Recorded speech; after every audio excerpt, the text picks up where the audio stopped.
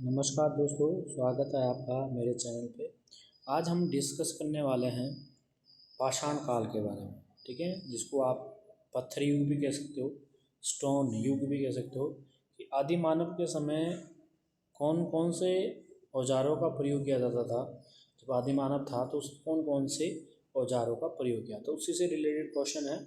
जिसमें कि आपको पहला क्वेश्चन दिख रहा होगा, मैदान का है, सही सम्मिलित करने हैं आपने। पूरा पाषाण काल पूरा पाषाण काल के बारे में आपको, इस चीज़ के बारे में आपको पता होगा कि पूरा पाषाण काल कब से कब, इसमें कालक्रम पूछा गया है। ठीक है, कालक्रम पूछा गया है तो ऑब्वियसली बात आपको पता होगा कि पूरा पाषाण काल को वैसे 3 भागों में बांटा गया है। 20 लाख, ये इंडियन के कॉन्टेक्स्ट पे बात कर रहा है। ठीक है, दूसरा जो इसका आंसर होगा वो होगा आपका मध्य पाषाण काल 9000 से 4000 BC के बीच में। और तीसरा जो होगा नवपाषाण काल वो होगा 6000 से 2000 BC।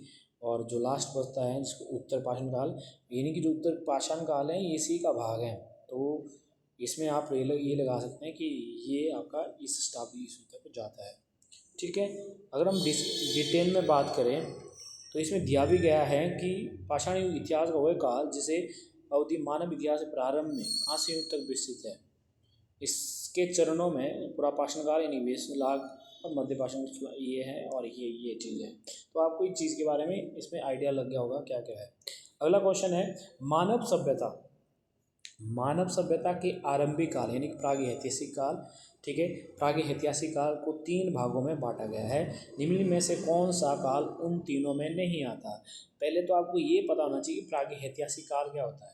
प्रागैतिहासिक काल वो काल जब इंसानों ने सिर्फ पुरातात्विक पर डिपेंड था और वो लिखना पढ़ना नहीं जानता था। तो वो कौन सा काल है वो चीज़ आपको पता होना चाहिए। पूरा पाषाण काल, मध्य पाषाण काल, नवपाषाण काल, महापाषाण।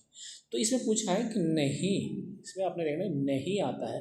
तो इसका आंसर ये होगा क्योंकि पूरा पाषाण काल को 3 भागों में बांटा गया है। से पूरा पाषाण काल, मध्य पाषाण काल और ये आपका डिटेल में डिस्कस करेंगे।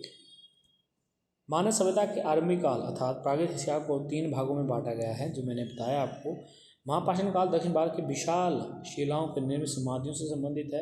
इतिहासकार ने महापाषाण काल को 1000 BC का माना है। महापाषाण काल में इतना बता दूँ, महापाषाण काल का मतलब होता है जब इंसानों ने दफनाना सीखा था। महा मतलब बड़ा, पाषाण मतलब पत्थर। उस चीज़ के बारे में आपको पता होना चाहिए। अगला क्वेश्चन दिया है इसमें कि निम्नलिखित में विचार कीजिए, यानी पूरा पाषाण काल और मध्य पाषाण काल और नवपाषाण काल में किन का औजारों को माइक्रोलिथ औजार कहा था। माइक्रो का मतलब होता है छोटे, सूक्ष्म। आप सूक्ष्म भी कह सकते हो या लघु भी, सूक्ष्म औजार। जब इस प्रकार के औजार का प्रयोग किया गया, ठीक है, उसी काल के बारे में ही बात कर रहा है। तो इसका जो आंसर होगा वो ऑब्वियसली बात 9 आपका ये वाला आंसर सही होगा, यानी कि आपका बी। सिर्फ 2 ही हैं। इसके बारे में डिस्कस भी डिटेल में भी करते हैं कि 12000 से 1000 BC के काल को मध्य पाषाण काल कहा जाता है। इस औजार में छोटे औजार का प्रयोग किया गया जिसको माइक्रोलिथिक औजार कहा जाता है।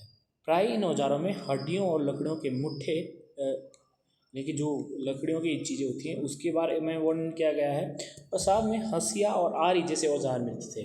ये जो हंसिया और औजार जैसे होते हैं उसको मध्य पाषाण काल है।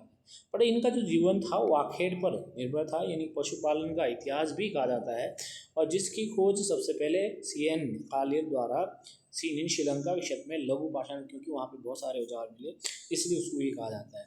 अगला क्वेश्चन है, सबसे पहले का मानव सदृश प्राणी जो एक प्राक होमोसेपियंस प्रजाति रूप से भिन्न था, उसे सामान्यतः जाना जाता है। वो किस नाम से जाना जाता है तो वो आपको पता नहीं। होमोनिड पिंथेरैंथ्रोपस के रूप में, या सिनोथ्रोपस के रूप में, या यूनोथ्रोपस के रूप में। तो इसका क्या आंसर होगा, इसका जो आंसर होगा वो ऑब्वियसली बात बी इसका आंसर होगा। मतलब होमो इरेक्टस भी बोलते हैं इसको, होमो इरेक्टस भी बोलते हैं। इसमें दिया भी गया है जो सीधा चलने वाला मानव उसको कहा जाता है। इसमें 3 प्रकार के आ सकते हैं, होमोसेपियस, होमो इरेक्टस, होमो निएंडरथल। तो वो चीज़ें भी आपको आनी चाहिए। अगला है भीमबेटका किसके लिए प्रसिद्ध है। जो भीमबेटका है किसके लिए, अगर आपको पता होगा कि जो भीमबेटका है वो MP में है। एक रामसर साइड भी है ये, रामसर नहीं कह सकते, यूनेस्को के अधीन भी आया है ये भीमबेटका। तो ये जानी जाती हैं गुफाओं के लिए, ठीक है। इसका गुफाओं क्षेत्र, इसको हम डिटेल में डिस्कस करेंगे।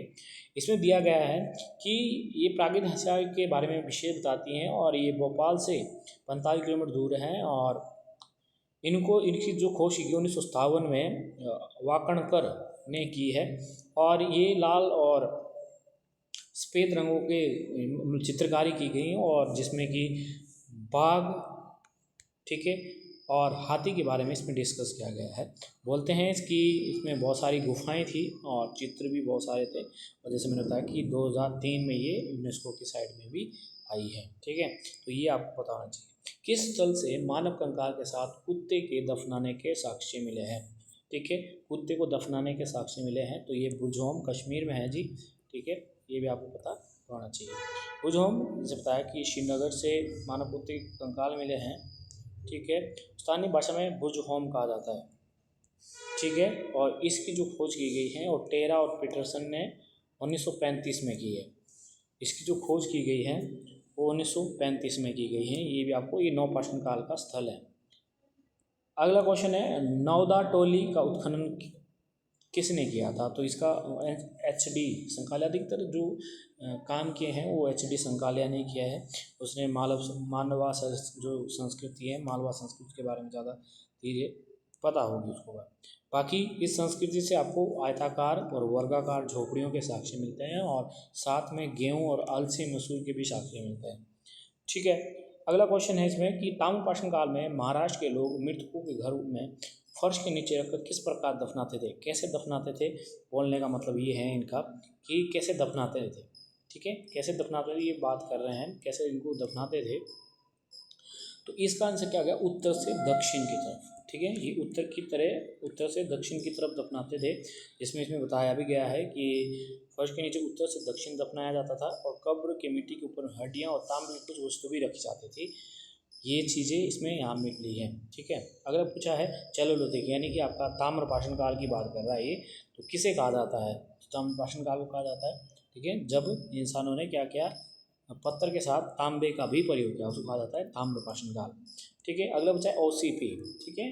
OCP का नामांकन कहाँ किया? हस्तिनापुर में, ठीक है। यहाँ से मिले हस्तिनापुर से और अतरंजी खेड़ा से, ठीक है। तो ये भी आपको पता होना चाहिए। उस स्थल का नाम बताइए जो वर्तमान में बलूचिस्तान में स्थित है। ऑब्वियसली बात, जहाँ से कृषि के साक्ष्य, स्थायी निवास के साक्ष्य, यानी पाकिस्तान में है ये मेहरगढ़, ठीक है। तो पाकिस्तान में कहाँ है?